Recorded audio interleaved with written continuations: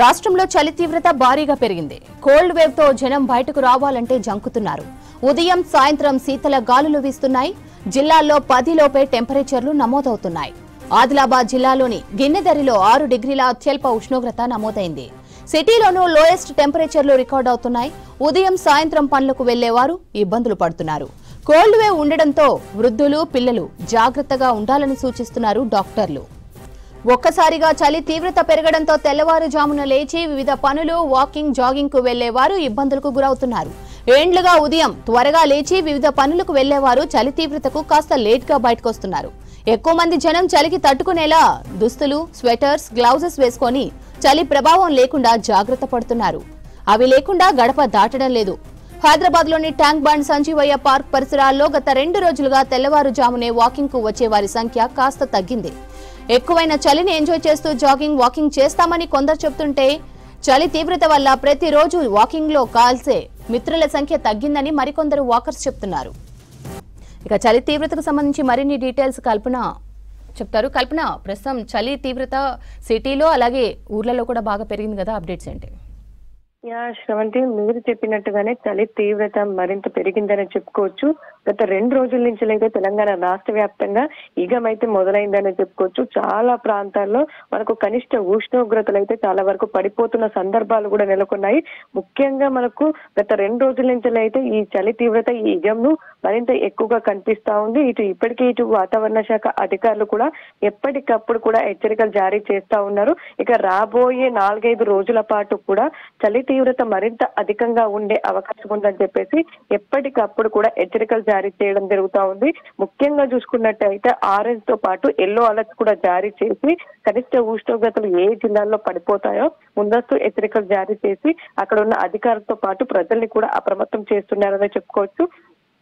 ముఖ్యంగా చూసుకున్నట్టయితే చాలా ప్రాంతాల్లో మనకు cold wave severe cold wave పరిస్థితులు కూడా నెలకొన్నాయని చెప్పుకోవచ్చు.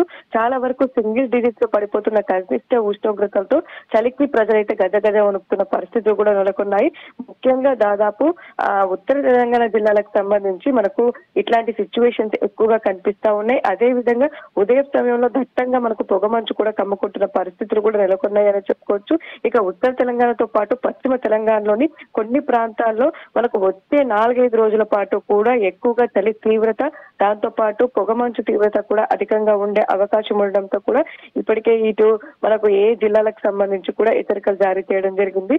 ముఖ్యంగా కొమరంభీం ఆసిఫాబాద్, దాంతో పాటు ఇటు ఆదిలాబాదు, దాంతో పాటు ముఖ్యంగా చూసుకున్నట్టయితే నిర్మల్, నిజామాబాద్, ఇటు సంగారెడ్డి, మెదక్, సో ఈ ప్రాంతాలకు చూసుకున్నట్టయితే మనకు కనిష్ట ఉష్ణోగ్రతలు దాదాపు మనకు 6-7 కూడా నమోదవుతున్న పరిస్థితులు కూడా నెలకొన్నాయి. అంటే దాదాపు మనకు ఒక 4-5 డిగ్రీల వరకు కూడా కనిష్ట ఉష్ణోగ్రతలు ఆ ప్రాంతాల్లో ఎక్కువగా పడిపోతున్న సందర్భాలు కూడా మనం చూస్తూ ఉన్నాము.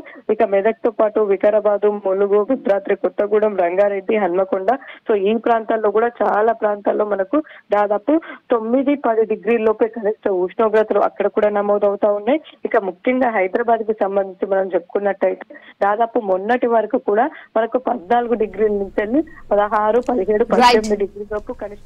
మార్నింగ్ చలి చాలా ఉన్నది. సమ్మర్లో అయితే బాగా ఎక్కువ వస్తారు. ఇప్పుడు అందులో 20-30% కూడా రావట్లేదు వాకింగ్కి, చలి భయానికి. కొంతమంది ఏమో 8-8:30 వరకు అట్లా వస్తున్నారు మార్నింగ్ వాకింగ్కి.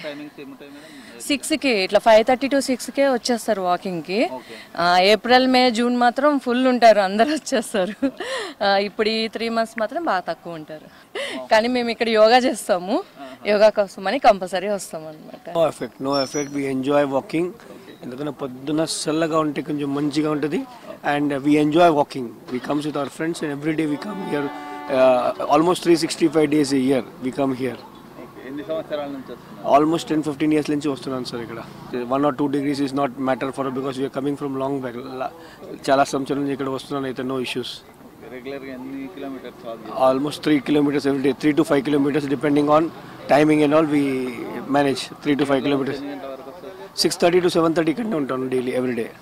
ठंडी का अपन डर के वॉकिंग नहीं आएंगे तो अच्छा नहीं ना. ठंडी तो हमारा दोस्त आज देखो ठंडी की वजह से नहीं आया, उन्होंने बोला ठंडी है. अभी अब कल हम नहीं आया था, इसके लिए कम बोला कैसे भी करके आज तो जाना ही, कितना भी ठंडी रहने दो. डेली 5 किलोमीटर वॉक करते हैं. वजन भी बहुत बढ़ गया था, वजन भी कम करना, इसके लिए वॉक तो करना पड़ता. और थोड़ा जिम में एक्सरसाइज भी करते। तो वो ठंडी से डरना नहीं, ठंडी कितना भी होने दो,